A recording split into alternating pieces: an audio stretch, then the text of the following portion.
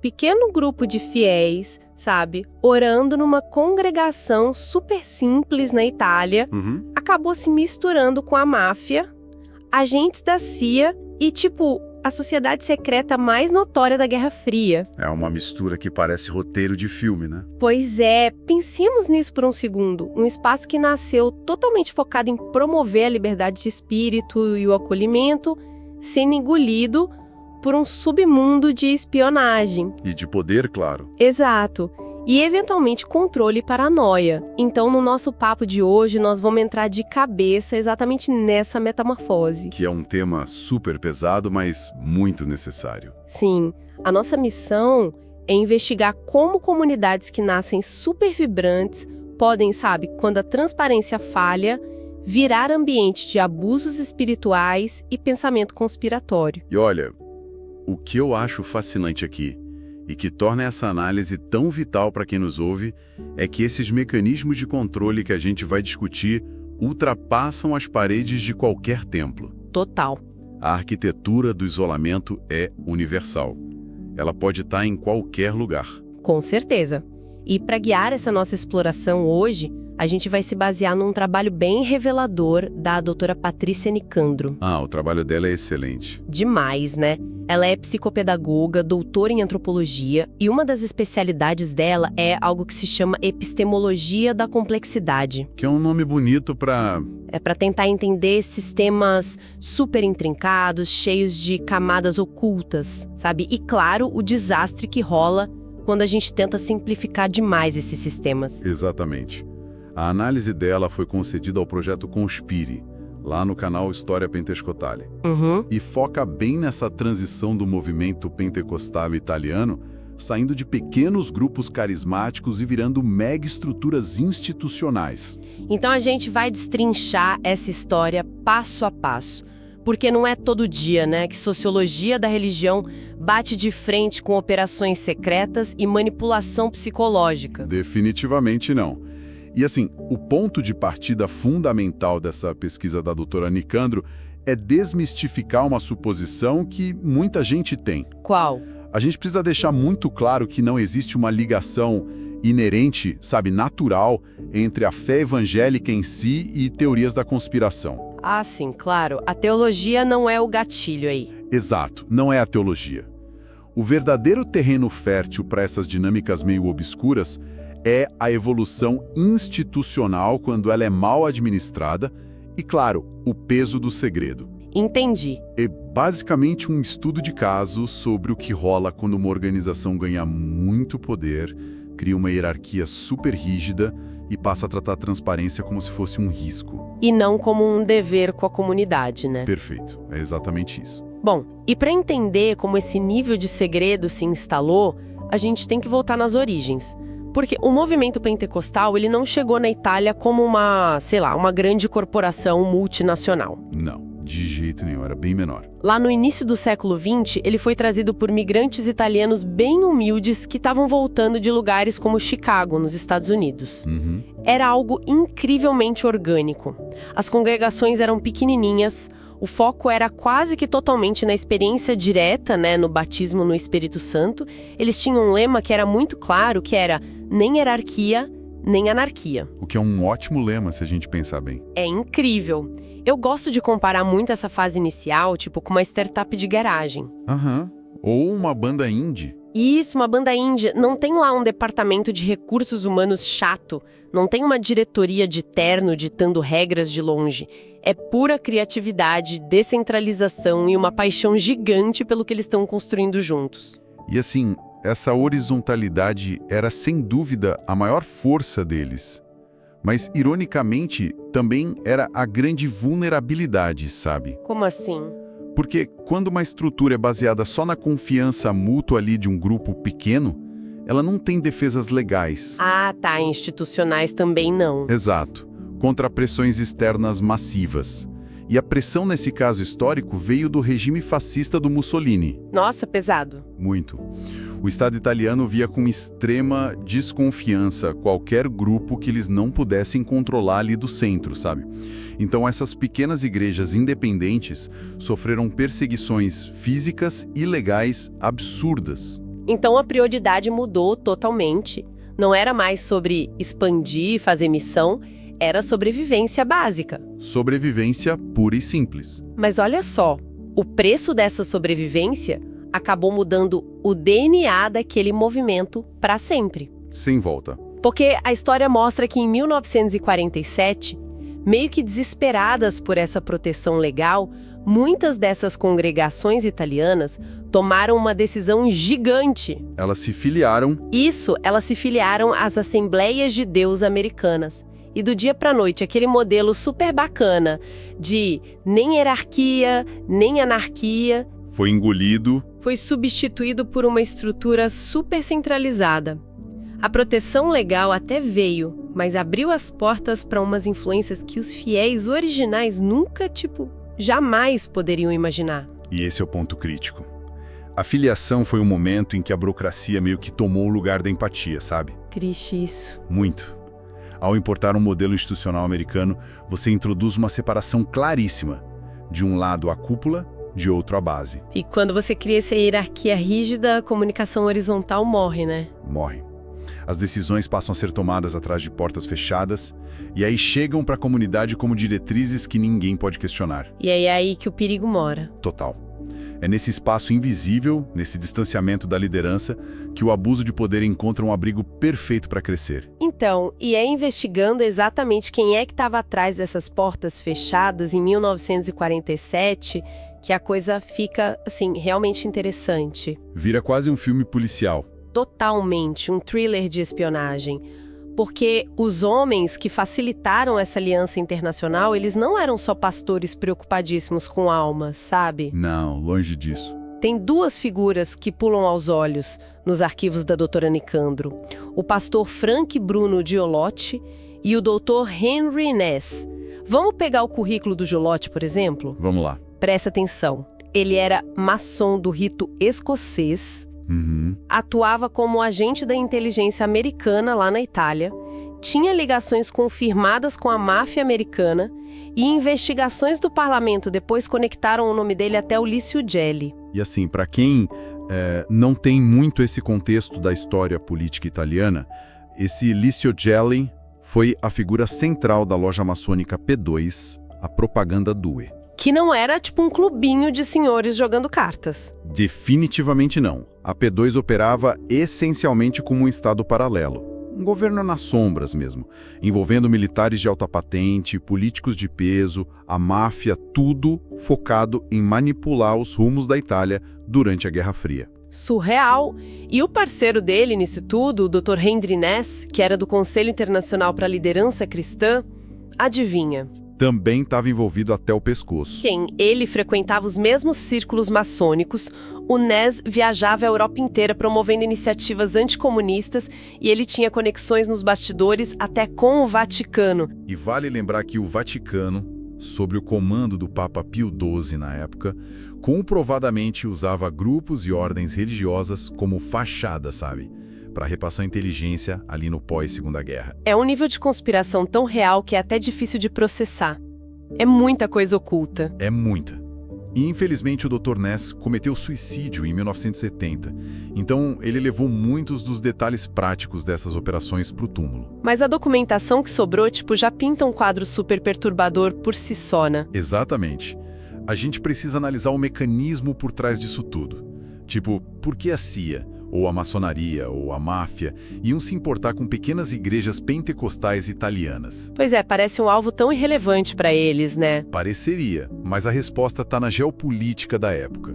No pós-guerra, a Itália era meio que o campo de batalha mais crítico da Europa inteira. Tinha aquele medo do avanço comunista. O medo era real. Tinha um pânico de que o Partido Comunista ganhasse as eleições italianas de forma democrática.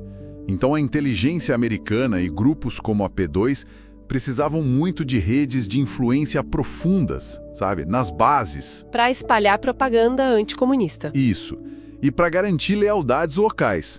E aí, pensa comigo. Uma igreja em crescimento rápido é o veículo perfeito para isso. Ah, faz sentido. Porque o pastor ali no púlpito tem a confiança incondicional das pessoas. Exatamente. Se você recruta a liderança religiosa, você não precisa ficar convencendo cada cidadão um por um. A própria estrutura da igreja já faz o trabalho de influência e de inteligência por você. É genial e assustador. Mas olha, me permite jogar um balde de água fria nisso rapidinho? Claro, manda. O mundo em 47 era aterrorizante. O bloco soviético estava ali se solidificando com força total. Será que esses líderes da igreja, tipo o Nessie e o Gilotti, se viam como peões num jogo de espionagem? É uma boa pergunta. Ou será que eles genuinamente acreditavam que se aliar à inteligência americana, aos maçons, era a única maneira real de proteger as congregações deles de serem aniquiladas? Talvez não fosse tanta sede de poder, mas sobrevivência num clima político extremo. Olha, é uma ponderação super justa e necessária, mas a gente não pode usar esse instinto de sobrevivência para justificar a institucionalização da mentira. Entendi o ponto. Porque, assim, mesmo que a motivação inicial fosse super nobre, tipo, proteger a igreja dos comunistas, o método que eles escolheram, o segredo absoluto, esse pacto nas sombras com forças paramilitares, acabou envenenando a água da instituição para as próximas gerações. E a doutora Nicandro bate bastante nessa tecla, né? Muito. Ela levanta um ponto brilhante aqui. O verdadeiro estrago dessas alianças ocultas é que, a longo prazo, elas meio que legitimam a paranoia moderna. Espera aí, você está dizendo que as teorias da conspiração de hoje têm raízes diretas nesse período? Precisamente. Pensa na cabeça do fiel. A congregação vive ouvindo um discurso de pureza, de isolamento do mundo, que a igreja é santa, mas ao mesmo tempo a cúpula estava lá operando com serviço secreto, máfia e esquemas de poder político. É uma hipocrisia gigante. Isso cria uma rachadura massiva na realidade daquelas pessoas. Exato. E a falta de transparência sobre essa história toda gera um vácuo de informação. E como a gente sabe, comunidades humanas simplesmente não toleram vácuos. A gente sempre preenche com alguma coisa. Quando a liderança tenta encobrir ou só se recusa a discutir esse passado complexo, o fiel sente. Ele sente que tem algo sendo escondido. E aí a paranoia ganha força. Ganha atração, porque no caso deles, não é só um delírio.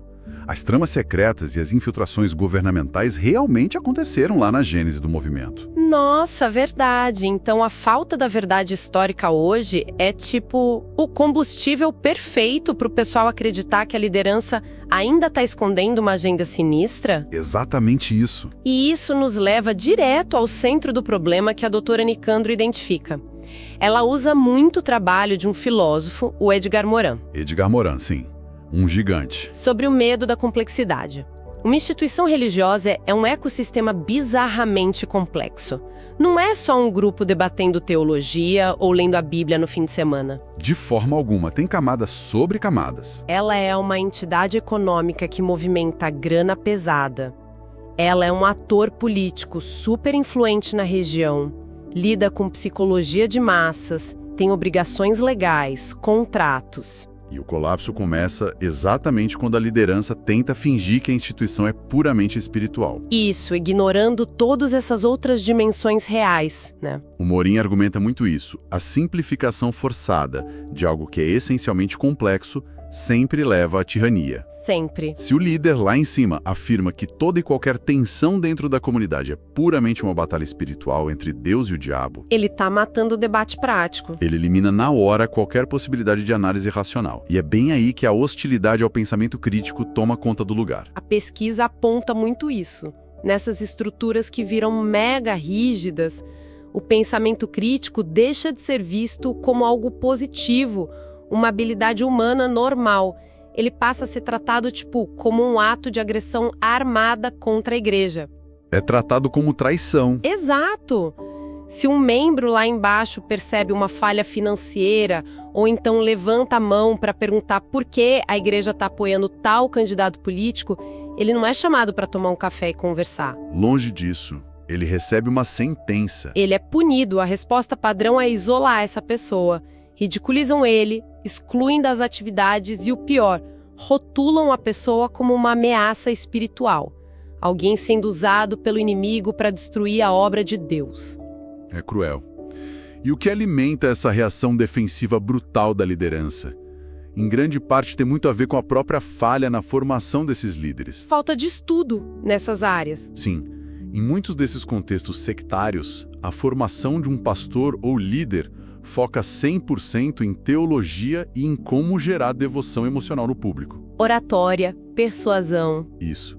Eles são treinados de forma intensiva para pregar bem, mas não recebem qualquer instrução formal em sociologia, história institucional ou psicologia das relações de poder. Cara, é literalmente o equivalente a você treinar o capitão de um navio oceânico gigante, focando unicamente em ler os ventos divinos, sabe? Ótima analogia. Tipo, você diz pro capitão que desde que ele tenha muita fé, o navio vai chegar no destino, mas você simplesmente não ensina ele a ler os mapas daquelas correntes políticas antigas, você ignora que o casco do navio é feito de economia real e tá ali enferrujando na água salgada. E a tripulação também importa. Lógico.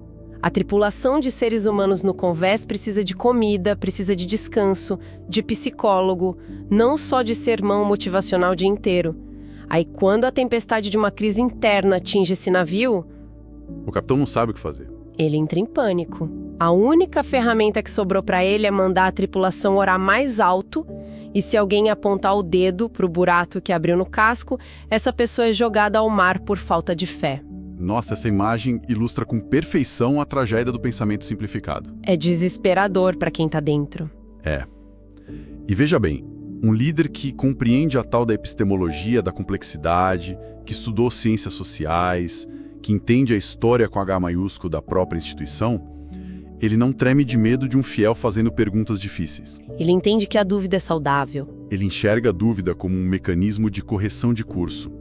Ele sabe que a transparência e a prestação de contas são o que realmente protege a comunidade contra abusos de poder. Mas onde não existe essa maturidade, a coisa muda de figura. Muda totalmente.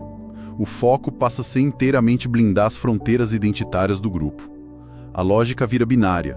Quem está dentro é 100% puro e santo, quem está lá fora é uma ameaça demoníaca que precisa ser evitada a todo custo. E essa divisão, esse maniqueísmo extremo, nos leva para o aspecto mais sombrio de toda essa nossa análise de hoje. Porque a gente está falando do impacto real em vidas humanas, né? Não é só teoria. Não estamos só debatendo história da Guerra Fria ou conceitos de filosofia. Estamos falando de trauma crônico. Em 2019, rolou uma conferência laica lá em Turim. Bem importante esse evento. Focada exatamente em acolher vítimas e tentar analisar essas dinâmicas de seitas e grupos abusivos. E os relatos que saíram de lá não deixam margem para dúvida.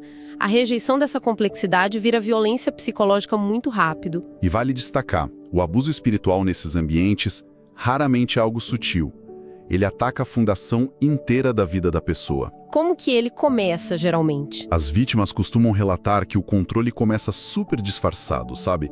Sob a fachada de cuidado pastoral, muito zelo, mas isso vai se expandindo até colonizar cada milímetro da vida íntima do indivíduo. Exato, tem relatos super densos, tem a dimensão do abuso de poder financeiro, pessoas sendo totalmente pressionadas a doar grana muito além da capacidade delas. Com aquela narrativa de que reter o dinheiro é amarrar a benção de Deus, né? Isso, ou que é um pecado de desobediência à autoridade.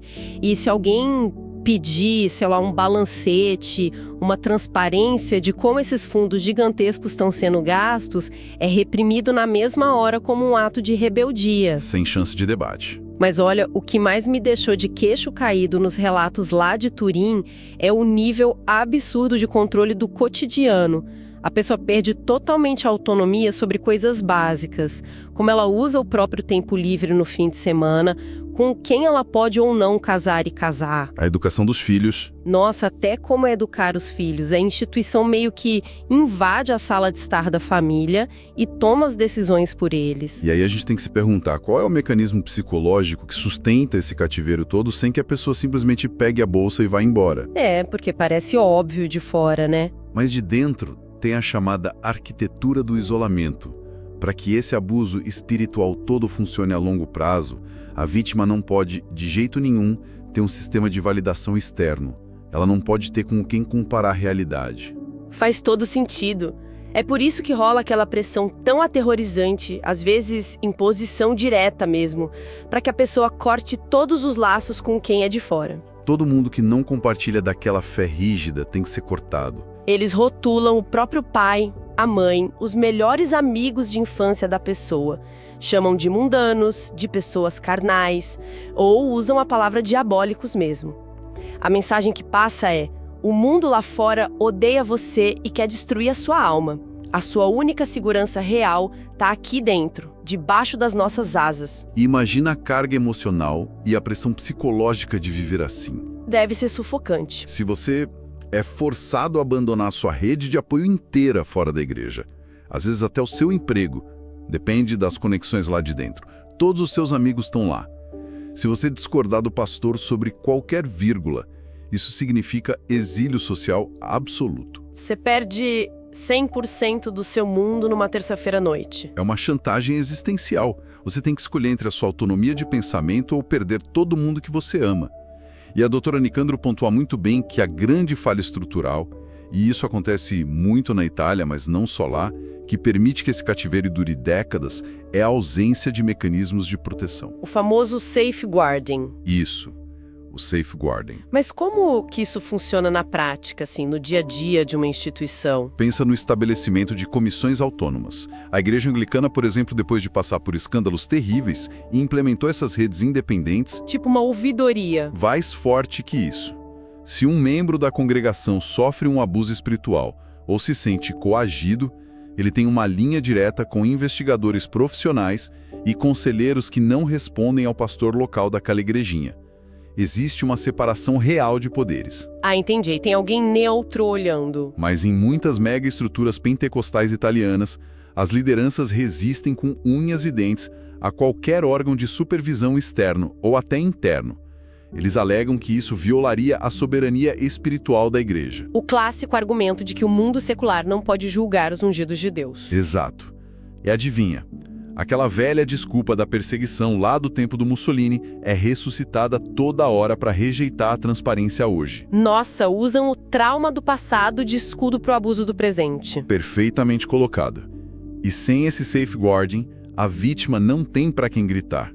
O próprio abusador é o juiz do tribunal. Olha, eu acho super importante a gente fazer uma ponte agora com a nossa audiência para trazer para a realidade de todo mundo. Sim, porque é muito fácil a gente ouvir sobre essa conferência na Itália, pastores envolvidos com a máfia na Guerra Fria, e pensa assim, cara, isso daria um ótimo documentário de true crime no streaming, mas como eu sou agnóstico ou eu não vou em nenhuma igreja radical, isso nunca vai chegar perto de mim. E esse é um engano perigoso. O mais assustador dessas dinâmicas de isolamento é que elas não exigem uma divindade ou um texto sagrado para funcionar a todo vapor. A mecânica é humana, né? Exatamente. As técnicas de manipulação e de supressão da individualidade são falhas humanas, elas são copiadas para qualquer ambiente. A gente vê o mesmo mecanismo falhando de forma espetacular fora da religião. Tipo onde? Pensa naquelas startups de tecnologia do Vale do Silício que adotam uma cultura de culto total. Ah, verdade. Onde o líder não é um pastor de terno, é um CEO usando camiseta cinza que se acha um visionário. Isso. A narrativa principal não é mais garantir a salvação eterna, a narrativa é: nós vamos mudar o destino da humanidade com esse aplicativo de entrega. Sim. E o mecanismo é idêntico no fundo. Exigem dedicação total, o seu tempo livre é totalmente engolido por festinhas e retiros da empresa. E se você levanta a mão para perguntar sobre carga horária abusiva ou direitos trabalhistas, o que acontece? Você é rotulado. Dizem que você não veste a camisa, que você não tem o fit cultural ou que a sua energia é tóxica para o time. E você é expelido. Outro exemplo clássico: laboratórios acadêmicos altamente competitivos. Onde o orientador é tipo um semideus. Uma divindade acadêmica infalível. Discordar da tese dele não gera um debate científico saudável, gera o fim sumário da sua carreira porque ele controla todas as pontes profissionais daquele nicho. Se não existem canais seguros para denunciar, e se o ambiente exige pureza ideológica absoluta, você está dentro de uma dinâmica sectária. As sementes do abuso de poder estão todas lá adubadas, só mudaram os nomes nos crachás. Por isso que eu bato na tecla de que entender a anatomia dessas coisas não é um exercício de teologia. É autodefesa cívica. Autodefesa pura para qualquer espaço da vida. Então, olhando para trás no nosso trajeto de hoje, a imagem que fica é muito densa. A gente viu que movimentos hiperenérgicos, com as melhores intenções possíveis nas origens, podem se perder legal se forem forçados a se institucionalizar correndo, sem defesas. O medo da vulnerabilidade gerou um monstro. Sim. Vimos que, na época da Guerra Fria, essa busca por proteção empurrou as lideranças lá da Itália para umas alianças sombrias com agentes de espionagem. E ao tentar botar um pano por cima disso tudo e esconder essa história, eles criaram um terreno baldio perfeito para desconfiança. Onde a paranoia floresce. Exato, e a resposta da cúpula a essa tensão toda foi justamente fugir da complexidade do mundo. Eles sufocaram o pensamento crítico e implantaram esses sistemas absurdos que controlam o bolso, a família e a mente das pessoas, sem dar chance de escape. E para amarrar tudo isso, a grande mensagem final da pesquisa da doutora Nicandro é muito clara. Confrontar esse passado obscuro, esses abusos todos, não é um ataque à espiritualidade de ninguém. É quase um resgate dela, na verdade. Exato. Expor essas feridas é exigir maturidade de quem está no comando. Um movimento, seja ele qual for, só é seguro de verdade para quem está lá dentro quando a galera topa acender as luzes e olhar para a própria história no espelho. Com todos os erros, as alianças esquisitas e os fracassos. E debater isso de portas abertas. O abuso, no fim das contas, não sobrevive quando você expõe ele à luz da complexidade. O que nos deixa com um último pensamento bem instigante para quem está ouvindo a gente levar para a semana. Pensa comigo. Se as velhas instituições e lideranças continuarem a levantar muros, recusando transparência e punindo quem ousa fazer perguntas, qual vai ser o limite de ruptura disso? É uma bomba relógio. Porque, olha, hoje a gente vive na era da hiperconectividade. Manter alguém em isolamento absoluto está ficando quase impossível com o celular na mão. Será que a gente não está prestes a ver uma revolução enorme de responsabilização, mas de baixo para cima? De certa forma, isso já começou. Sim. Imagina vítimas, estudiosos e fiéis que simplesmente não aguentam mais usando essas redes digitais para criar, fora da visão da cúpula, todo aquele sistema de apoio e transparência que foi negado lá dentro. Talvez seja o retorno àquela energia lá do comecinho da banda indie, descentralizada. Exatamente, só que agora globalmente conectados e impossíveis de calar. Fica aí a reflexão para a gente observar com cuidado todas as estruturas que cercam as nossas vidas. Um grande abraço para quem acompanhou a gente até aqui. Continuem questionando sempre e até a próxima.